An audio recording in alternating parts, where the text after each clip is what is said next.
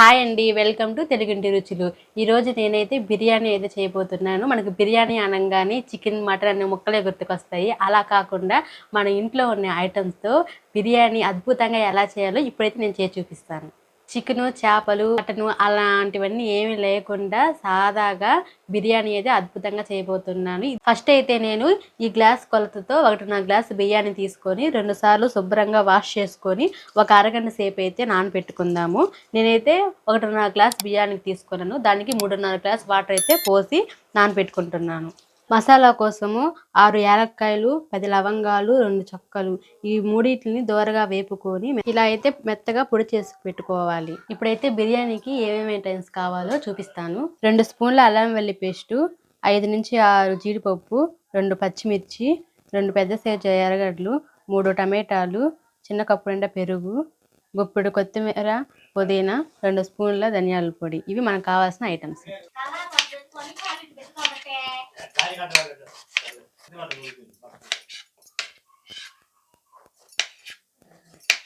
ఇప్పుడైతే స్టవ్ వెలిగించుకొని దీని మీద కళాయి పెట్టుకొని ఇందులో అయితే 2 టేబుల్ స్పూన్ల ఆయిల్ అయితే వేసుకుంటున్నాను.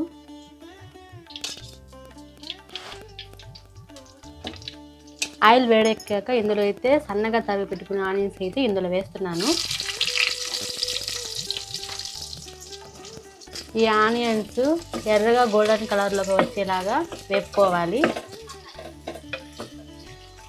తరిగి పెట్టుకున్న పచ్చిమిర్చి కూడా వేసుకోవాలి.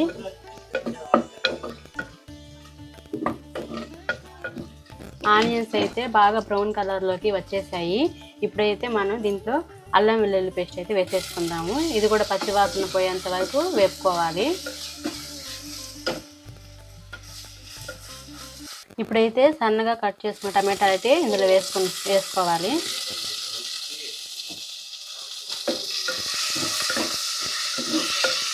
ఇప్పుడైతే టమాటాలు మెత్తగా అయ్యేలాగా అనుకోవాలి. 2 నిమిషాలు మూత పెట్టుకొని మగ్గనిద్దాము.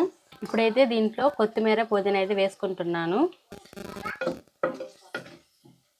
టమాటాలు అయితే బాగా మెత్తగా అయ్యాయండి. కొత్తిమీర, పుదీనా కూడా బాగా కలిసిపోయింది. ఇప్పుడైతే ఈ కప్పు పెరుగు ఇందులో వేసుకుంటున్నాను. పెరుగంతా కలిసిపోయేలాగా బాగా మొత్తం ఒకసారి అయితే తిప్పేసుకోవాలి. ఇప్పుడైతే ఒక 2 నిమిషాలు అయితే మూత పెట్టుకుందాము. ఇప్పుడైతే ఇందులో గరం మసాలా పొడి, 1 స్పూన్ కారం, 1 స్పూన్ సాల్ట్ అయితే వేసుకున్నాము. ఇవన్నీ బాగా కలిసిపోయేలాగా మొత్తం అయితే ఒకసారి తిప్పేసుకుందాం ఇలాగా. అలాగే ఇప్పుడు ధనియాల పొడి కూడా దీంట్లో వేసుకొని మొత్తం ఒకసారి కలిసిపోయేలాగా తిప్పుకోవాలండి.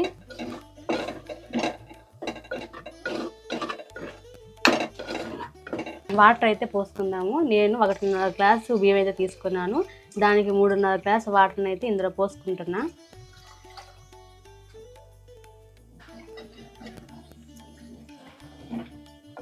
ఇప్పుడైతే మనం దీంట్లో ఉప్పు, కారం 2 సరిపోయినో లేదో చూసుకుందాము. ఒకవేళ సరిపోకపోతే ఇప్పుడు ఉప్పు, కారం వేసుకోవచ్చు.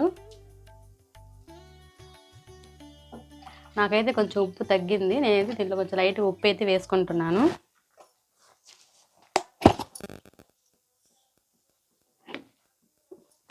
ఇప్పుడైతే మూత పెట్టుకొని హై ఫ్లేమ్ మీద దీని అయితే బాగా మరగనిచ్చుకుందాము.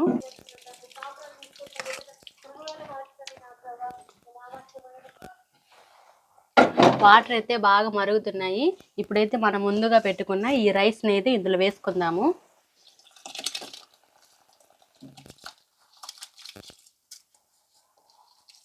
రైస్ అయితే ఇందులో వేసుకున్నాం కదండి. మొత్తం ఒకసారి ఇలా తిప్పేసుకొని ఇప్పుడైతే మూత పెట్టుకొని 1 నిమిషాలు అయితే రైస్ అయితే ఉడికించుకుందాము. మనకి రైస్ అయితే 90% అయితే ఉడికిపోయింది. ఇంకా 10% ఉంది. ఇప్పుడైతే దీన్ని కిందకి దించుకొని దీని మీద పెనం మీద పెట్టుకుందాం. ఇప్పుడైతే సిమ్లో పెట్టుకొని దీని మీద పెనం పెట్టుకొని దానిపైన కొండ పెట్టుకోవాలి. పెనం పెట్టుకొని లో ఫ్లేమ్ మీద ఒక 10 నిమిషాలు దమ్ చేసుకోవాలి. ఇప్పుడైతే మనం ఇందులో మూత తీసుకొని దీనిపైన పుదీనా, కొత్తిమీర చల్లుకోవాలి. అలాగే మీ దగ్గర ఉండే జీడిపప్పు కూడా ఇందులో వేసుకోవచ్చు. లాస్ట్గా ఇందులో 2 టేబుల్ స్పూన్ల నెయ్యి అయితే వేసుకోవాలి. నెయ్యి వేసుకొని ఒక్కసారి ఇదంతా బిర్యానీ అంతా కింద నుంచి పైకి, పైనుంచి కిందకి ఇదంతా కలిసిపోయేలాగా ఒకసారి అయితే మొత్తం కలుపుకుందాము.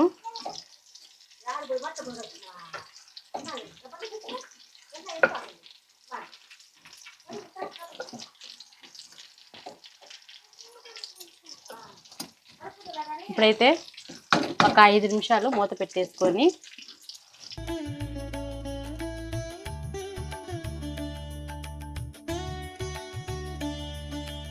అండి ఎంతో రుచికరమైన వెజ్ పులావ్ అయితే రెడీ అయిపోయింది. ఇంట్లో కూరగాయలు ఏమీ లేనప్పుడు సింపుల్గా ఈ వెజ్ పులావ్ అయితే చేసుకోవచ్చు.